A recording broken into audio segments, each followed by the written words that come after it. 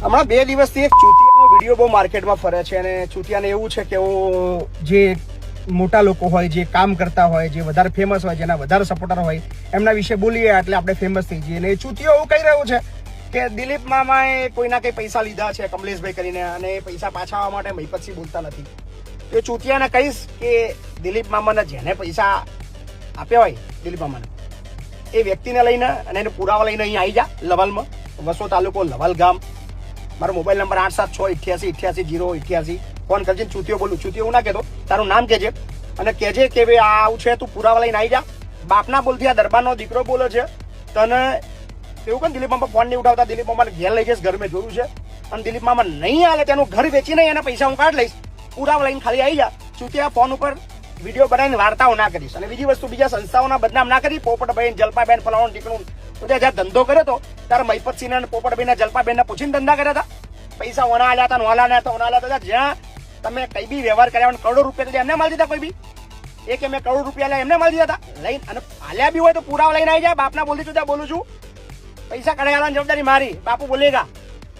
વિડીયોમાં તું હું મંડે છું, તારા તું વંદરા જેવું ડાચું. ઘડીએ ઘડીએ કોઈક મને વિડીયો મોકલે તારા ડાચું દેખાય છે. એટલે મહેરબાની કરો ને, હા તારે પ્લાસ્ટિક સર્જરીની જરૂર છે, એના માટે બી આપણે એક વિડીયો બનાવીને દોન ઉઘરાઈને ભીખ માગીને તારું ઓપરેશન કરી હું કરાયેલી. એટલે માપે રહ્યા. બીજી બહુ તને બહુ ટણી હોય, તને બહુ હવા હોય એવું કે મારું જેવું તોડવું એ તોડ લો, તો તું તારું નામ અને તારું ફોન નંબર ને તારું એડ્રેસ ખાલી હાલ. એક બાપની ઓલાદ હતો વિડીયો બોલ નાખજે કે મારું આ એડ્રેસ છે, મારું આ સરનામું છે, અહીં રહું છું, મારો મોબાઈલ નંબર આ છે. એક બાપની ઓલાદ હતો. ઠોકવા તો તારા ઘરે આવીશ. તને બહુ હવા હોય ને એવી.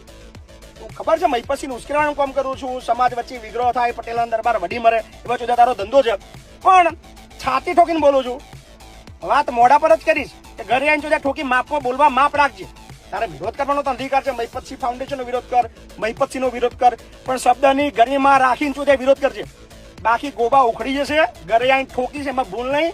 વકીલ છું, કાયદો જાણું છું, પણ કાયદો સાઈડમાં રહે છે. બહુ વધારે ચરબી કરીશ તો ઠોકવા હું જાતે જઈશ, બીજા કોઈ નહીં મોકલું. યાદ રાખજે.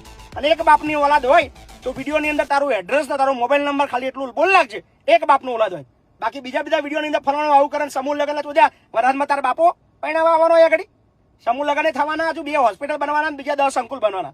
તારાથી ચોદા થાય એટલો વિરોધ કરજે. કશું ફરક નહીં પડતો. વધારે ગાડો બોલાવી નહીં, બીકોઝ ઓફ બધા મારા બધા ચાહકો છે.